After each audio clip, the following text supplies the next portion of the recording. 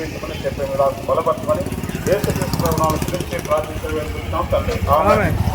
ముఖ్యమైనటువంటి దేశీయులారా, ఈ యొక్క సాయంకాల సమయంలో మీ కొరకు ప్రేమ వార్తను తీసుకుని వచ్చిస్తాము.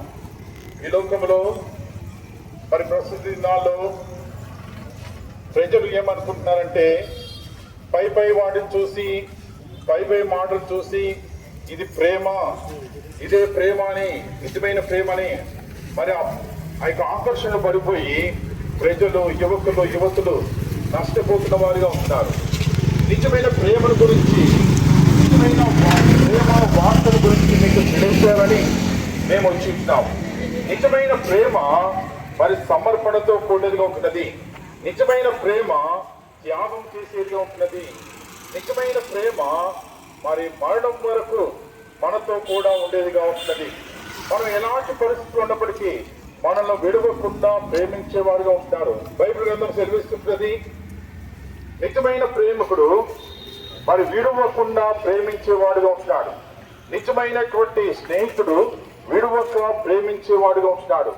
ఈ లోకంలో తాత్కాలికమైనటువంటి వారు మరి మనుషులు మన దగ్గర ఉన్నటువంటి మరి విలువైనటువంటి ఆస్తి, బంగారము, మరి డబ్బు కొరకు ఉన్నంత వరకే మనం ప్రేమించేవారుగా ఉంటారు. అవి అయిపోయిన తర్వాత మనం విడిచిపెట్టేవారుగా ఉంటారు.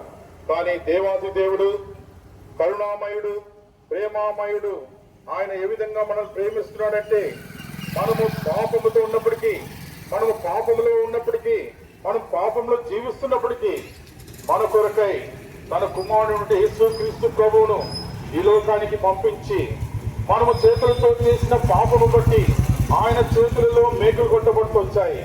మనం తలతో చేసిన తలపులు బట్టి, చెడు తలపులపై ఆయన తల మీద ముళ్ళ కిరీటం పెట్టబడి ఒట్టబడుతూ వచ్చినది. మనం పడుకొని చేసిన పాపము బట్టి ఆయన దీపంతో కూడా సోడా దెబ్బల చేత దున్నబడుతూ వచ్చినది. మనం కాలుతో చేసిన పాపను బట్టి కాళ్ళలో మేకులు కొట్టబడుతూ ఎంతో క్రూరమైన, శాపగ్రస్తమైన, ఎంతో బాధకరమైనటువంటి మరి మరణాన్ని పొందుతూ వచ్చాడు. అంత మాత్రమే కాదండి, ఆయన మరణించి సమాధించబడి తిరిగి లేచిన వాడిగా ఉన్నాడు. ఆయన ఎందుకు విశ్వాసం ఉంచిన వారికి గొప్ప రక్షణ భాగ్యం ఇవ్వబోతున్నాడు.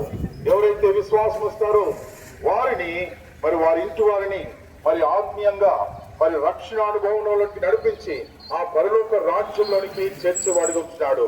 దేవుడి వాక్యమును దీవించును గాక. ప్రార్థన చేస్తున్నా, రేపు అందరూ మోకరించాలి.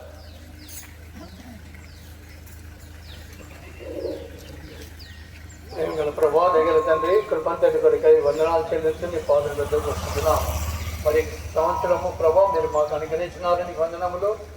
క్రీస్తు యొక్క ప్రభా మరి శ్రమలను, క్రీస్తు యొక్క మరణమును, పునరుత్థానాన్ని ప్రభా మా ప్రియులకు, మా వాస్తవ్యులకు ప్రభా మరి తెలియజేయడానికి ప్రభా మరి సమయం దొరికింది.